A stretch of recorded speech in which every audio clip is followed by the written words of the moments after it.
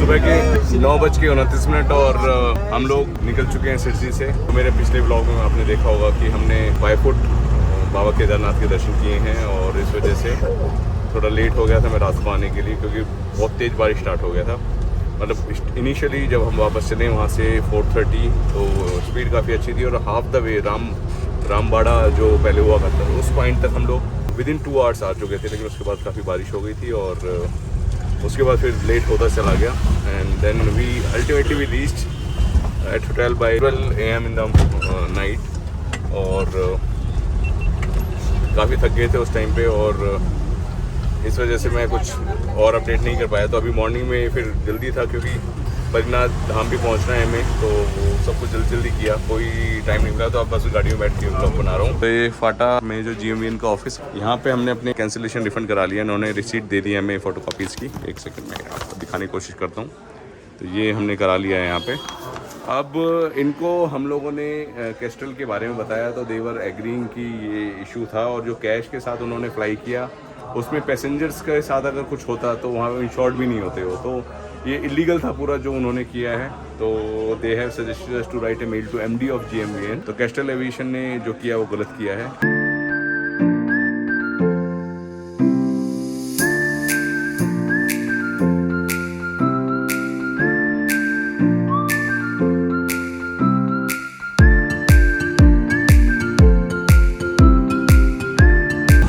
है अभी बद्रीनाथ का वो करीबन 150 किलोमीटर के आसपास रह गया है।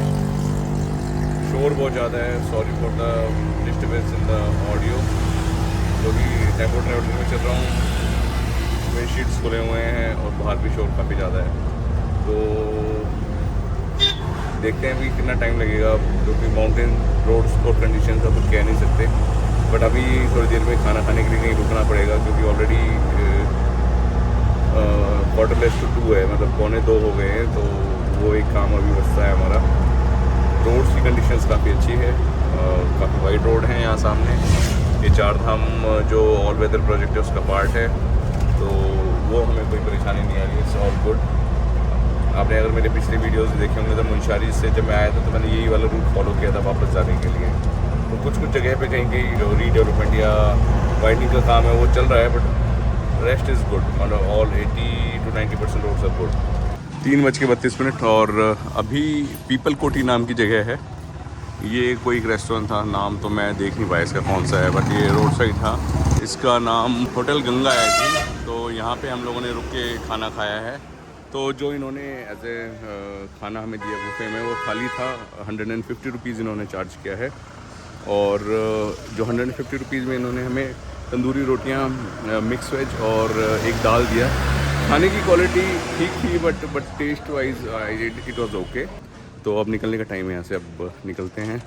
और जो एस्टिमेटेड टाइम है मेरे ख्याल से 8 से 9 बजे के बीच में हम इजीली हमें पहुँच जाना चाहिए बद्रीनाथ धाम, क्योंकि बीच में शायद एक टी ब्रेक भी हम लोग लेने वाले हैं। तो ज़्यादा आज रिकॉर्ड नहीं कर पाया हूँ, और क्योंकि थोड़ा सा मेरे को ठीक नहीं लग रहा है, क्योंकि रात को मैं 12:30 बजे आया था अपना ट्रैक पूरा करके केदारनाथ धाम का, और उसके बाद सुबह मैं अर्ली मॉर्निंग 6 बजे उठ गया था। तो सोने के लिए जो मेरी सीट है वो इतनी कंफर्टेबल नहीं है, सबसे फ्रंट पे बैठा हूँ और उस सीट का कंफर्ट लेवल भी नहीं है, शोल्डर हाइट तक भी नहीं है वो सीट। इस वजह से ना थोड़ा सा आज मन कम था, पर चलो ठीक है, बनाना तो है ही, आप लोगों को इन्फॉर्मेशन इम्पार्ट करनी है। तो अभी यहाँ से निकलते हैं। मौसम हो रहा है थोड़ा सा ख़राब, ये देखो सामने जितना तेज़ धूप था ना उससे ज़्यादा काले बादल हो गए हैं अभी। और जैसे जैसे हम अभी हायर एल्टीट्यूड पे जाएंगे, क्योंकि बद्रीनाथ धाम भी हायर एल्टीट्यूड पे है, पूरे चांसेस हैं कि हम लोगों को रेन देखने को मिल सकता है। बस यही होप कर रहा हूँ कि ज़्यादा तेज़ ना हो, हम अपने ईज़िली अपने जहाँ पे हमें पहुँचना है वहाँ पहुँच जाएँ, क्योंकि मैं बहुत ज़्यादा थका हुआ हूँ और मुझे सोने का मन हो रहा है। अभी 4:45 हो गए हैं, 4:41 आप बोल दीजिए एग्जैक्ट टाइम जो भी। और अभी तपोवन के हाइड्रो प्रोजेक्ट के पास से हम लोग निकल रहे हैं यहाँ पे। तो भैया कितना टाइम और लगने वाला है? चलिए पहुँचते हैं, अभी स्टार्ट हो गया है एलिवेशन। और बद्रीनाथ धाम के हम ये कह सकते हैं कि सराउंडिंग्स में आ चुके हैं। तो ये हमारा 4th पिलग्रिमेज रहेगा यहाँ पे।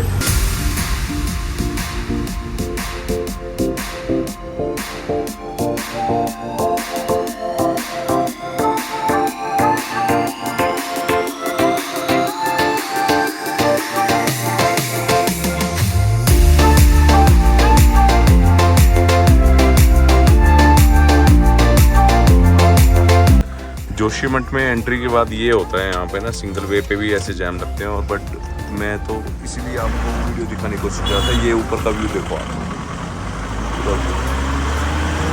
है ना मजेदार। रामगढ़ अभी हम लोग क्रॉस कर चुके हैं और बाबा बद्रीनाथ के धाम में हम पहुँचने वाले हैं।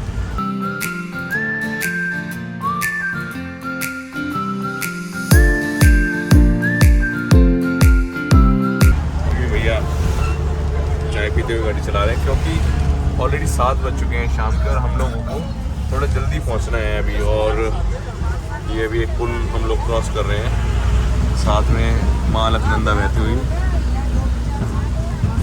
और पूरा ऊपर हाई रिजेस के ऊपर स्नोफॉल हो रहा है वहाँ पे ऊपर।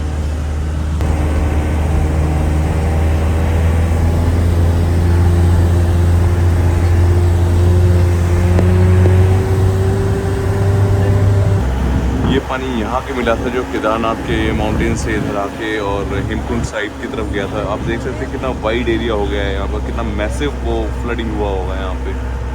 तो ये मैं दिखाने की कोशिश कर रहा हूँ। अभी हमारे मम्मी भैया ने बताया क्योंकि वो इस टाइम पे हेमकुंड साइड में फंसे हुए थे 2013 के टाइम पर। बहुत ही डरा देने वाला मंजर रहा होगा क्योंकि अभी इतना वाइड एरिया कर दिया इसने वैली का, कैसे रहा होगा। रात के 8 बजे हैं और अभी 10 मिनट हो गए हैं यहाँ पहुँचे हुए। हमारे पंडित जी जिन्होंने पूरा रहने का अरेंजमेंट कराया है यहाँ पे बद्रीनाथ में, और पार्किंग में हमने वहाँ पे अपना टेम्पो ट्रैवलर लगवा दिया है। तो ये कोई जगह है पुराने हॉस्पिटल के पास है आई थिंक, क्योंकि तो जो अभी कथाएं चल रही हैं तो उस वजह से बद्रीनाथ में बहुत ज़्यादा रहने के जो स्पेसेस हैं वो काफ़ी कम है क्योंकि बहुत ज़्यादा भीड़ चल रही है इस टाइम पे। तो अभी पहुंच गए हैं। अब बस यहाँ से सामान को अनलोड करना है और सामान को अनलोड करके हम लोग जाएंगे होटल की तरफ और वहाँ रुकेंगे और मॉर्निंग में करेंगे हम दर्शन बद्री विशाल जी के। और इसी के साथ जय बद्री विशाल हम लोग आ चुके हैं बाबा के धाम पे और मिलते हैं अब सुबह आपसे। अभी के लिए गुड नाइट।